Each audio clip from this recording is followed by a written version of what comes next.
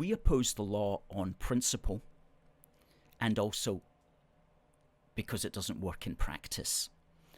Okay, some people will just maybe oppose the law in practice because, hey, it's a waste of police time, which it certainly is. But we oppose it on those reasons as well, but especially we oppose it on principle. And what are the principles at stake here? Well, the first principle, of course, is that it offends the right to freedom of speech.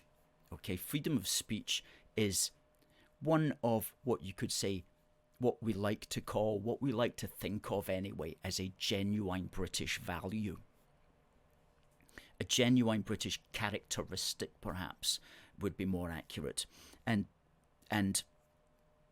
it's a genuine British characteristic that people have fought and died for, or at least they thought they were fighting and dying for something like freedom of speech. So if you are going to impinge upon freedom of speech, if you're going to in any way kind of limit it, then, or restrict it, and especially if you're going to punish it, then you'd better set the highest possible bar in your law. You'd better give freedom of speech the most leeway, the most room to maneuver, the most scope before you even think of restricting it, before you even think of punishing it. Your law has to be freedom of speech first. And it has to set the widest possible bounds for that freedom of speech before you even think about restricting it, much less punishing it. And this law doesn't do that.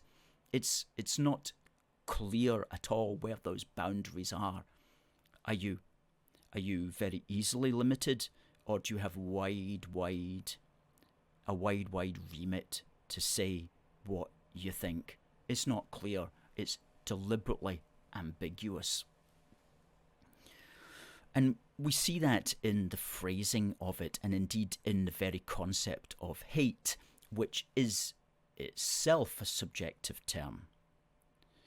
That is to say, it's not clear what that actually is. Everybody's got their own idea of what is hateful.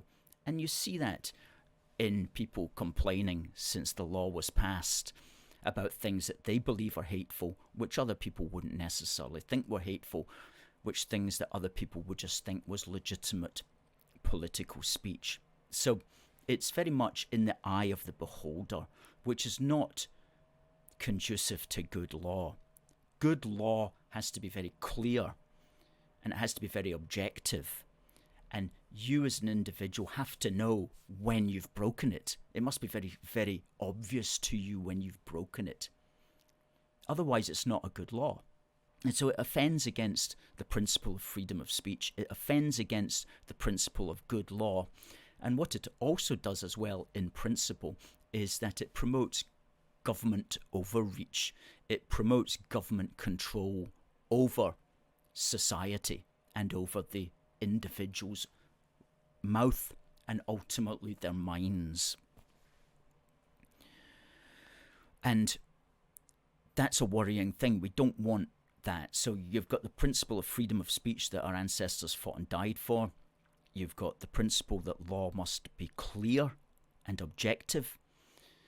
And you've got the principle of that we should not have government overreach over society, that the individual and society's right should be protected, and that the government shouldn't be trying to intervene and control your mind and your mouth